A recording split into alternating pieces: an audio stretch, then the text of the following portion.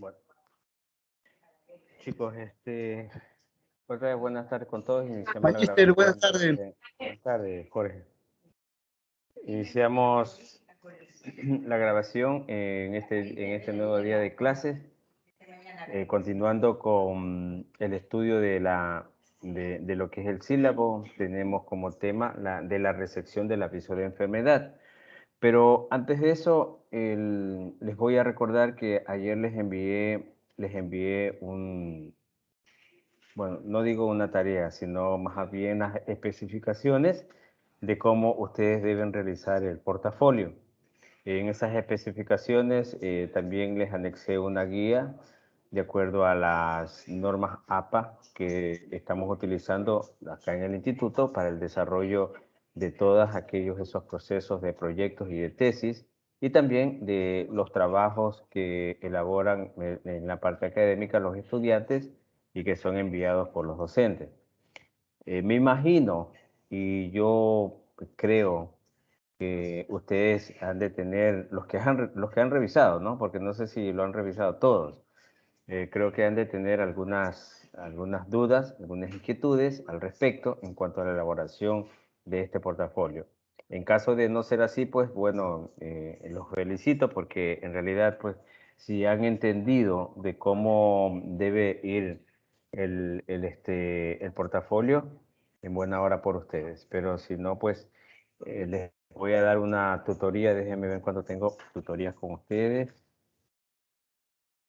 Tenemos el día jueves una tutoría. Entonces, en esa tutoría vamos a tratar de sacar todas las conclusiones y dudas que ustedes tienen al respecto en caso de tenerlas. Bueno, entonces, eso por un lado, pero sí me gustaría que observen bien la fecha. Está para el 21, 23 horas 59, me parece que les puse. Entonces traten de ajustarse a ese programa, al día de envío del portafolio, y no dejen de pasar ni un minuto más. Miren que está creo que con demasiado tiempo para que ustedes puedan elaborar ese trabajo. Ya, perfecto. Entonces tenemos como temas de hoy día, les decía, de la recepción del aviso de enfermedad. Bueno, recepción entendemos todo lo que se recepta, ¿no es cierto? Todo lo que se recibe.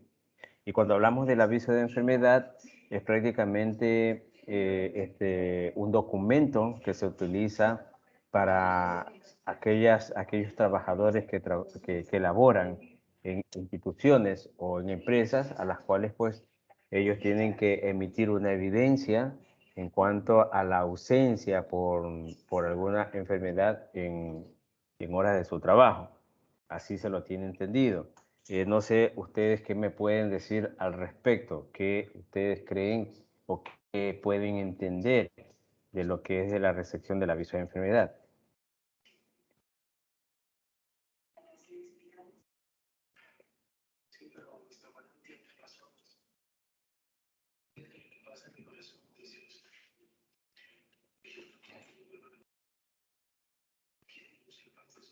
Nadie.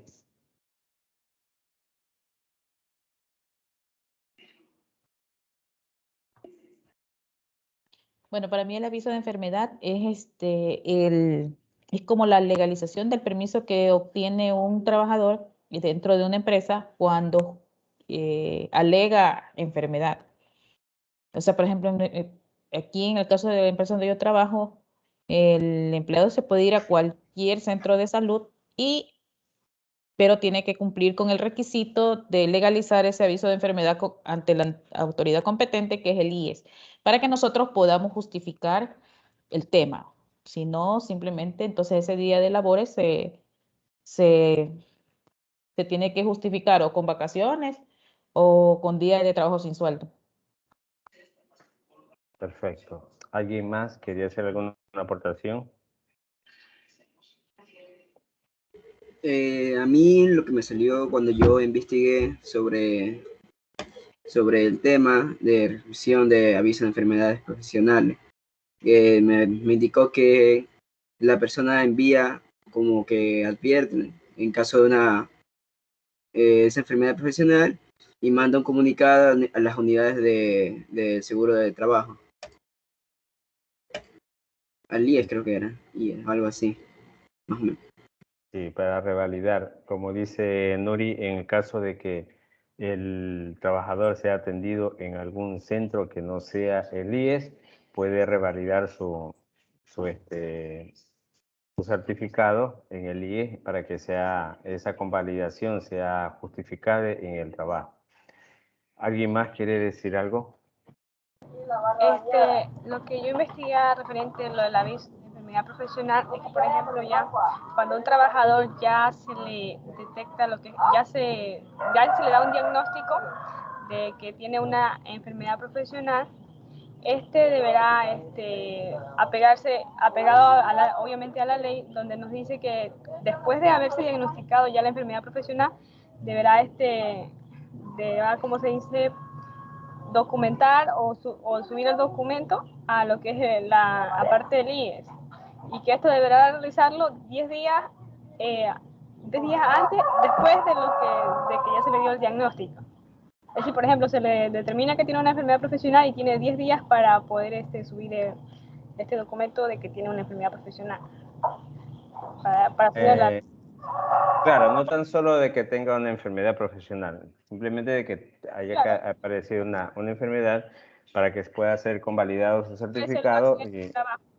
Claro, puede ser un accidente de trabajo, puede ser una enfermedad profesional, como usted lo está citando, cualquiera de esos tipos de enfermedades a la cual está expuesto el trabajador. Sí, muy bien, Celita. ¿Alguien más quería hablar?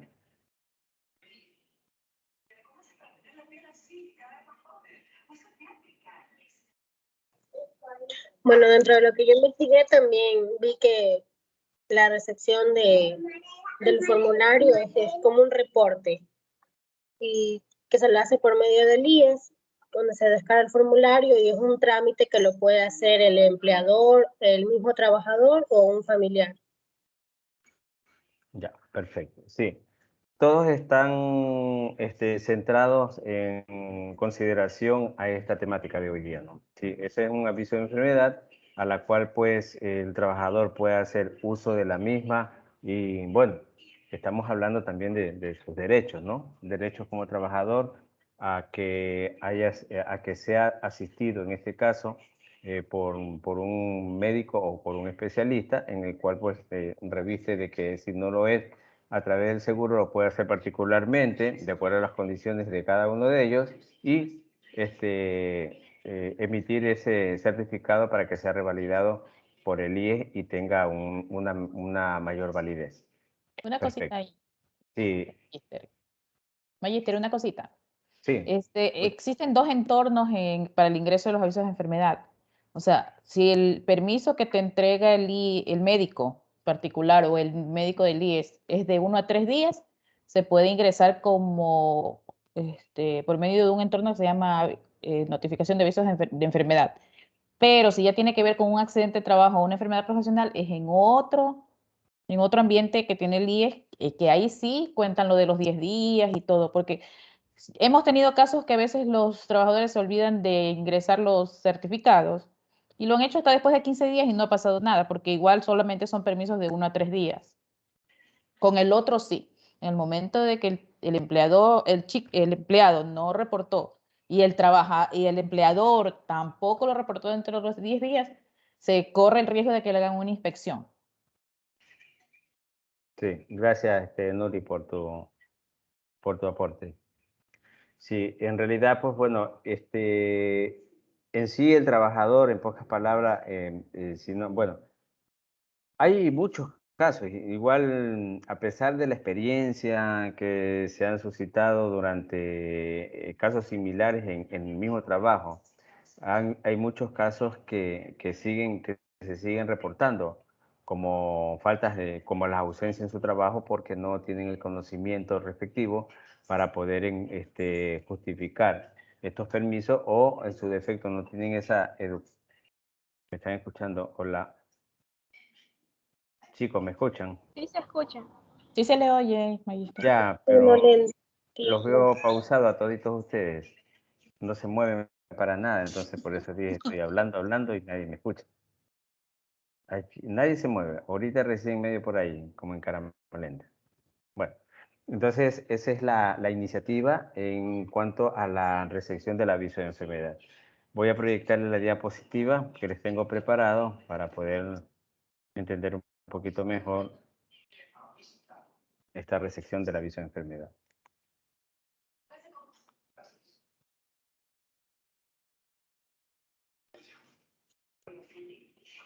Ya. Aquí tenemos, de la recepción del aviso de enfermedad. Dice, el aviso de enfermedad profesional o ocupacional se debe remitir en menos de 10 días a la subdirección del riesgo del trabajo del IES desde la fecha en la que el médico de la empresa haya diagnosticado la presunta enfermedad profesional u ocupacional. Sí, este es de los 10 días que se habla, pero cuando se trata de una enfermedad profesional, como lo aclaró muy bien Nuri, y en el caso de que se suscite un accidente, pues bueno, eso ya tendrá, de acuerdo a al envío, en este caso del justificativo de ese aviso de enfermedad, ya tendría más días para ser recepcionado. Bueno, todos los departamentos involucrados deben utilizar un formato interno estandarizado para el reporte de las enfermedades profesionales, el mismo que revisará trimestralmente para incorporar aspectos legales reformados. En este caso, ustedes, bueno, más adelante yo creo que la mayoría de los trabajos de ustedes me citaron un formato que es el que está estandarizado, es el que se lo está utilizando comúnmente en la mayoría de las instituciones, de las empresas, donde el empleador hace uso del mismo. Entonces hay una serie de requerimientos a las cuales pues ese formato debe ser llenado en este caso por él o los trabajadores. Y bueno, es un formato que cada tiempo se va reformando en el sentido de que hay ciertas situaciones legales a las cuales pues surgen o surten algunos cambios de acuerdo a cómo se vaya presentando en los casos de enfermedad, porque hay enfermedades profesionales a veces que son nuevas o hay personas de acuerdo a sus condiciones, muchos aspectos a los cuales hay que tener en consideración y que por este tipo de situaciones se va siempre haciendo una reforma de estos formatos. Bueno, en cualquier caso se aplicará la normativa para investigaciones de accidentes e incidentes del seguro de trabajo y enfermedades profesionales, promulgado y publicado en el Registro Oficial 374 del 23 de julio de 2001. Entonces, si ustedes ven en este registro, pues van a tener una noción clara de que estos formatos no se los hacen nomás y al azar, se hacen bajo una serie de normativas a las cuales están implicados y aplicados los accidentes o incidentes que se puedan suscitar dentro de la parte laboral. Entonces, esto es una aplicación que se da en la utilización de estos formatos. Recordemos que los formatos están estandarizados, pero habrán algunos formatos que van a diferir en cuanto a una y otra. ¿Mm? No, estoy ocupado. Sí, estoy ocupado. Entonces, toda esta situación, pues, hay que tratarla de visualizar bien, ¿no? Porque cuando hablamos de estos formatos de aviso de enfermedad, vamos a tener en cuenta que también, pues, deben existir algunos indicadores que están dentro del formato y que en realidad no van a ser igual el uno al otro, ¿no? En cierto caso, pueden diferir también en cuanto al tipo de accidente o a la gravedad del mismo.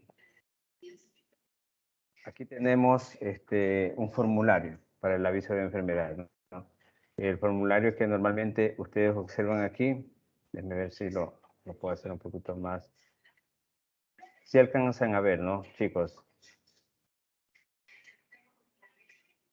Sí, Magister, sí se ve. Ya. Sí, sí se puede ver. Ya, listo. miren, aquí tenemos el formulario del aviso de enfermedad. Este formulario está estandarizado y esto lo encontramos a través del IES. Entonces tenemos los datos generales que normalmente se toman de parte de la empresa. Sí, la razón social, la actividad económica principal que realiza en este caso la empresa, el RUC de la misma, el número del patrono, la dirección, sí, en qué provincia, la ciudad, teléfono, son partes preliminares que encontramos nosotros en estos formatos y que, bueno, la mayoría de estos formatos tienen estos datos generales, ¿no? Porque aquí, pues, da la identificación, está demostrando la identificación en este caso de la empresa donde labora el trabajador. Ya. Tenemos la identificación de la persona accidentada. Sí, cuál fue esa persona accidentada, los apellidos, los nombres, la cédula de identificación, la fecha de nacimiento. ¿Qué creen ustedes de acuerdo a, bueno, vamos por la primera parte, ¿no? En los datos generales. ¿Por qué creen ustedes que se presenta en estos formatos la identificación general de la empresa? ¿Cuál es el propósito?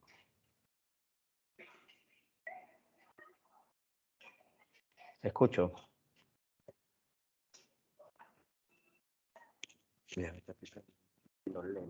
Para llevar una estadística de los casos reportados de cada empresa.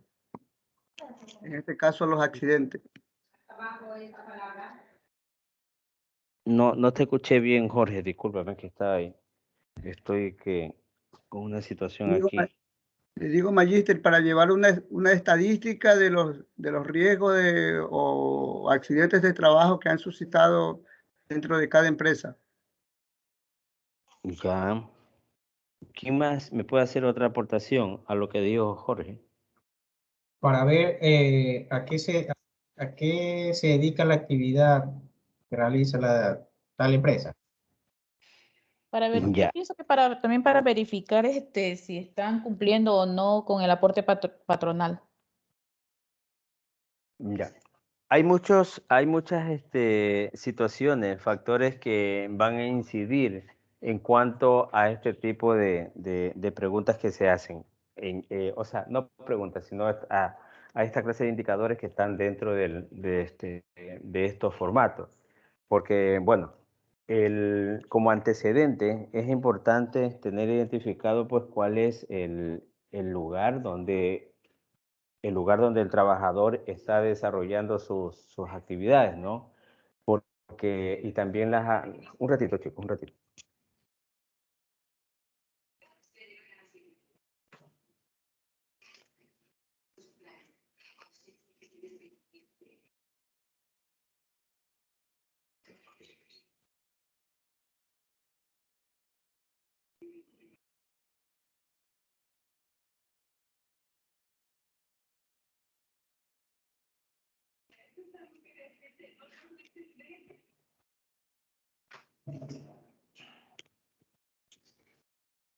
Aquí estoy. Chicos, les decía que la importancia de tener de llenar este tipo de formatos hace que por situaciones de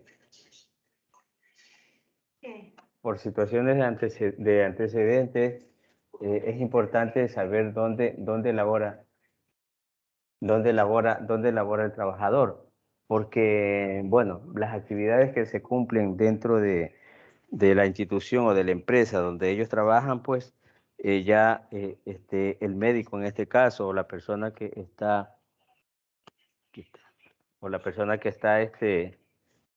atrás vigilando lo que es la atención de esta persona, tanto el trabajador social como el médico, en este caso, van haciéndose una visión clara de qué tipo de actividades pudieran haber estado cumpliendo dentro de esa empresa, y también la localización es importantísima porque ya se lleva como antecedente de que dicho trabajador pues laboraba en tal sitio, ¿no? Por eso es cuando también, cuando se hacen las historias clínicas, en un paciente pues se pregunta la procedencia, de dónde viene, y de acuerdo a eso pues ya uno va sacando sus propias conclusiones en cuanto a la determinación de alguna enfermedad que haya sido presentada por esta persona. Bueno, eso como dato general de la empresa, por eso les hacía la pregunta, porque tenemos que tener esa visión clara en cuál es la procedencia en este caso, de la empresa donde labora el trabajador. Ya, ¿por qué es importante para ustedes? ¿Por qué es importante la identificación de la persona identificada? Nos habla aquí de sus nombres y apellidos completos, de la fecha de nacimiento, de la edad, del género, de su estado civil. Bueno, si pertenece a un grupo vulnerable, sí saben lo que es cuando se habla de grupo vulnerable, ¿no? ¿A qué nos estamos refiriendo? ¿A qué se está refiriendo aquí el formato? A tercera edad, embarazados o discapacitados. Ya, perfecto, sí. Esa es el objetivo, ¿no? Cuando se identifica al grupo vulnerable. Ahora, ¿cuál es la importancia en estos casos cuando se solicita todos estos datos en la persona accidentada? Aparte de tener la identificación, ¿no? De saber su nombre y todo eso, porque es importante factores como, por ejemplo, la edad, el género y también si pertenece a algún grupo vulnerable. ¿Por qué es importante eso? Porque estos son factores que también inciden. Por ejemplo, la edad, por ejemplo, en lo que es la edad, ya que personas que ya va avanzando la edad y un tipo de trabajo le va a afectar. En lo que es la parte del sexo, por la parte de las mujeres sabemos que no pueden cargar la misma cantidad de pesos que los hombres, entonces también eso se toma en cuenta. Celita, que ese gallo lo tiene cantando de todas las horas. Yo sabía que los gallos cantaban era de madrugada y de noche a las 12, 11. Pero Celita los tiene cantando cada vez que hay clase conmigo, yo no sé si con otros docentes. Bueno, ese sí es un buen despertador, Celita. Ese no deja dormir en ningún momento, ¿no? No, eso es porque, por ejemplo, cuando no trabajamos, nos despertamos a las 8. No. Y sigue cantando.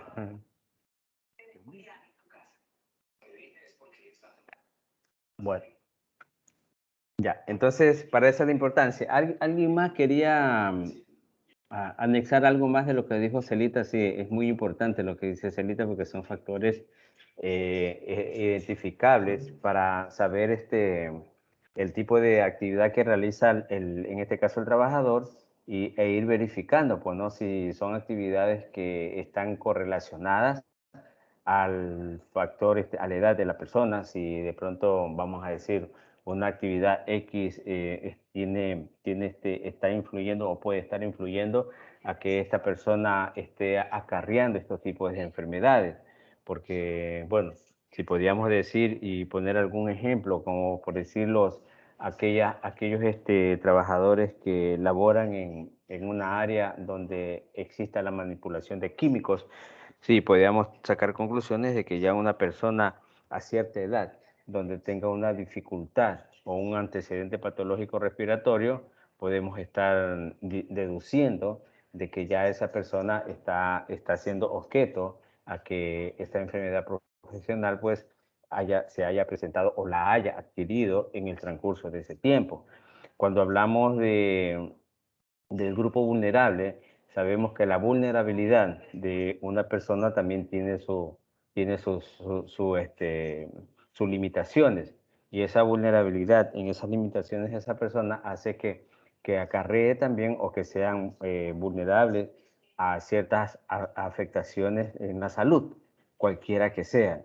Entonces indispensable tener este tipo de indicadores donde se determine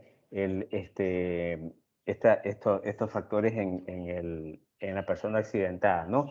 Porque también lo que se hace es tratar de deducir y sacar conclusiones que son muy importantes en el momento de determinar estas enfermedades profesionales. Bueno, hablamos también aquí sobre detalles del accidente, cómo se suscitó el accidente, qué pasó, qué hacía durante el accidente, qué tipo de actividad hacía, cuál es el propósito de este tipo de señalamientos en cuanto a los detalles del accidente. Nos habla del día o la fecha que se suscitó el accidente, el lugar del accidente, qué tipo de actividad realizaba antes del accidente, cuál era su horario de rutina del trabajo, porque puede suceder que este trabajador pues se haya pasado de las horas normales y por exceso de trabajo o fatiga haya provocado este accidente, pueda que haya existido algún factor de riesgo en el entorno donde realizaba su actividad. Se pudo haber suscitado a que este trabajador también no haya tenido la comodidad del caso para desarrollar sus trabajos. Puede haber suscitado de que hubo un deterioro a nivel de la parte material que utiliza el trabajador cuando realiza estas actividades. O sea, hay muchos factores que nosotros podemos incluirlo y que tranquilamente la podemos tratar de deducir. En este caso, cuando se tratan de los detalles del accidente, ¿no? ¿Para qué se realizan o para qué se aplican estos detalles de accidentes? ¿Cuál es el propósito?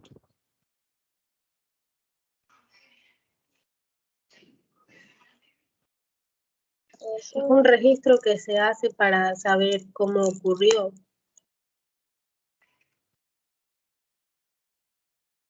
Sí, pero ¿cuál es el propósito? Sí, entre los indicadores está de saber cómo ocurrió el accidente, pero ¿cuál es el propósito de saber todos estos indicadores, de tenerlos ahí en la mano? La normativa que se va a aplicar dependiendo la resolución del IES.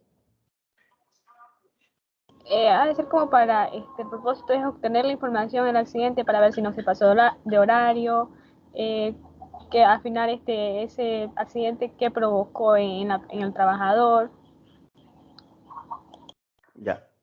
Sí, son factores que se reúnen y que, bueno, dan a denotar de que el accidente, tratar de englobar, encasillar de cuál fue el grado del accidentado, en este caso, el grado de afectación al accidentado y cuáles son aquellas planificaciones de mitigación o de prevención que se pueden aplicar, porque no es justo de que, bueno, es verdad de que en este caso los trabajadores cuando llegan por accidentes, sí, en el cual se llena este formulario, se hace un análisis respectivo, porque ustedes han de haber escuchado, bueno, ahora último, yo creo que la mayoría de ustedes por las redes sociales nos enteramos de todo. Hubo un accidente el fin de semana donde un carro chocó con uno de los murales que estaba dividiendo la vía. Entonces, eso ha provocado que las autoridades de acá del cantón, específicamente el alcalde, ya dé aviso de que se debe terminar con esa parte de la carretera y que va a poner una señalización de identificación para que no existan más accidentados. Entonces, de eso también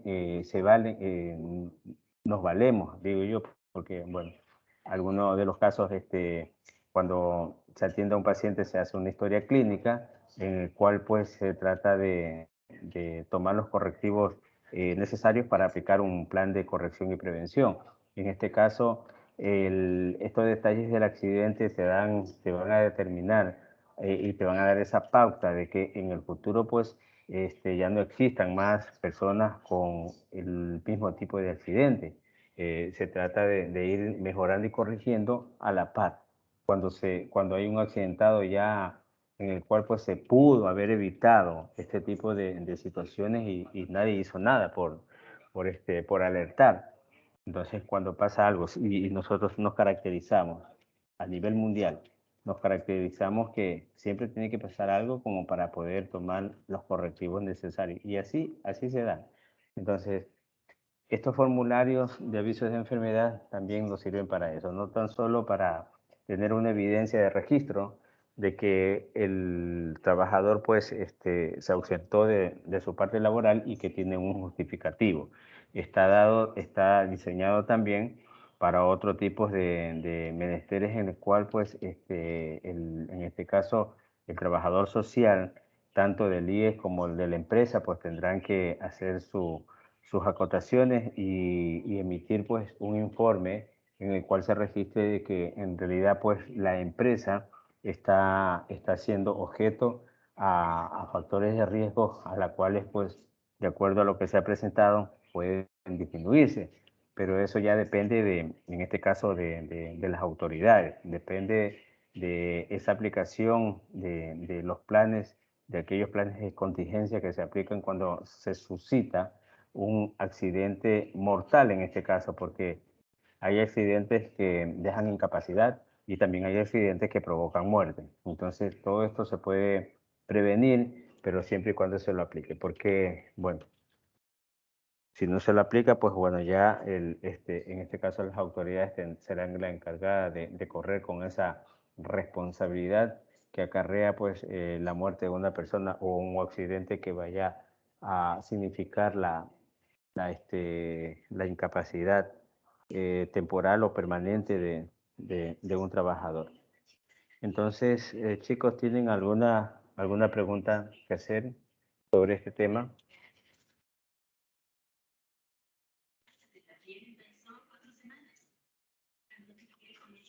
Pregunto, chicos, ¿ninguna? ¿Todo está claro?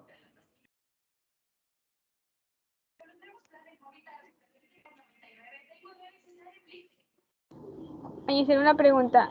A lo que hizo referencia en ante la compañera Nuri, eso se hace, que es otra cosa, es por ejemplo, cuando un trabajador está enfermo y entonces le dan permiso por unos días, ¿verdad? Sí. O en cambio lo que es ya cuando es ya en caso de una enfermedad profesional, ya hay que ingresar a otro lugar, a otra plataforma para poder ingresar, y ese ya sería como que con exámenes, ¿verdad? O relacionado directamente con el trabajo. Sí, cuando son enfermedades de trabajo, sí, bueno, esa yo no A la ver, tenía bien clara. no, a ver, Nuri nos puede lo que ayudar. pasa es que, sí, lo que pasa es que de 1 a 3 días no hay, el IES no asume ninguna responsabilidad en cuanto al sueldo del trabajador. A partir del 4.º día, ya el sueldo del trabajador tiene que ser pagado el 25% por el empleador y el 75% por el IES. Entonces, cuando un empleado, siempre los médicos por lo general te dan máximo 3 días para no meterse en ese tema esto se llama ahí tiene un nombre. Es como un beneficio que tiene el trabajador cuando ya pasa los 3 días. Entonces, ahí hay, por ejemplo, cuando una mujer está con permiso de lactancia, así mismo, un porcentaje lo paga el empleador y el otro porcentaje lo paga el IES. Es por eso de los 3 días. Por eso hay 2 plataformas diferentes y son otros requisitos también. Ustedes manejan en empresa, bueno, en toda empresa, y usted que está como parte de talento humano, tiene que conocer todas esas directrices. Sí. Sí, está bien. Sí, yo había leído ahora, antes de clase, había leído en un apartado donde hablaba de las notificaciones que el El IE, subsidio. el Se llama subsidio. subsidio de enfermedad, Claro, el subsidio de enfermedad, el IES lo asume a partir del 4.º día. Perfecto. Ujú. Bueno, entonces, ¿le quedó claro, Celita? Sí, magíster. Ya, ok. ¿Alguien más tiene preguntas que hacer? Magíster, ¿cómo le va? Buenas tardes. Sí, Carlos. Ya, le comento algo, no sé si estoy en lo correcto o no sé si lo que yo consulté referente al tema. El formulario que usted presenta está en un instructivo del IES, que emitió el IES. Y ese instructivo habla de la normativa de la resolución 390. Y la resolución 390 ya la derogó la 513. Y de acuerdo a la 513, de lo que yo consulté y lo hice en mi tarea, en la transitoria número primera, perdón, ¿cuál es la transitoria? En la que deroga el 390. Y en la 513, en el artículo, aquí lo tengo, un momentito, 43, capítulo 9, artículo 43, indica los formularios de aviso de accidentes de trabajo o enfermedades profesionales u ocupacionales disponibles en el portal web deberán enviarse a través del sistema informático. En mi tarea que yo ubiqué, accedí a la página del IES con mi usuario, con mi clave y mi usuario, y me fui a de riesgos laborales. Ahí dice enfermedades profesionales. Y hice un print de pantalla porque no quise avanzar más el tema, porque puede acarrear un problema. Y ahí dice formulario de enfermedades profesionales. O sea, es muy diferente al que usted nos presenta, al que está en digital. O sea, aquí como usted lo dijo al inicio, podemos, tanto el empleador como el afiliado puede presentarlo, o algún familiar de ellos. O sea, En ese le el fácil. IES, Carlos, el IES tiene un portal un simulador en YouTube y prácticamente es lo mismo que explicó el magíster, es lo mismo, sino que claro, puesto de otra manera en la plataforma, pero es solamente esos datos básicos. Ahí está el que tú puedes ver y ahí solito te va llevando todos los niveles que tiene el certificado y llega solamente hasta generar la consulta médica, que eso es lo que dice la normativa. Tienen de ley que generarse una consulta médica para que comience la indagación de la enfermedad o del accidente. Ya, esto es gracias Nori, gracias Carlos también. Estos formatos están estandarizados y les repito, pueden diferir de un caso a otro en cuanto a la variedad de accidentes o incidentes que se pueden haber suscitado. Entonces, pero hay un estándar que se maneja en cuanto a los datos preliminares, a los datos iniciales, donde todo formato que está realizado en base a estos formularios, pues tienen una similitud. Pero sí deben haber diferentes formatos, no me aparto, deben haber diferentes formatos de avisos de enfermedad en el cual va a diferir el uno a otro de acuerdo a ciertos factores. Eso, gracias Carlos por la observación, la sugerencia y gracias Nuri por la aportación y la ratificación de los formularios que se han presentado. ¿Alguien más? Carlos, ¿querías decir algo? No. Ya, perfecto. ¿Alguien más tiene alguna otra pregunta?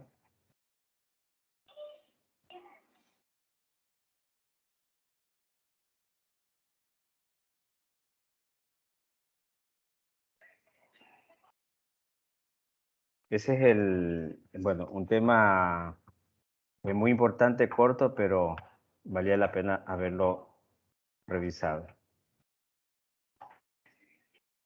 Es que es muy importante a nosotros como prevencionistas, porque si no hacemos, o sea, si el empleado no genera ese aviso de enfermedad en un accidente de trabajo y nosotros no lo hacemos, eso le cuesta un problemón a la empresa. Problemón, porque la gente del IES apenas, así usted mismo como empleador lo ingrese el día 11, se la dedican. Sí.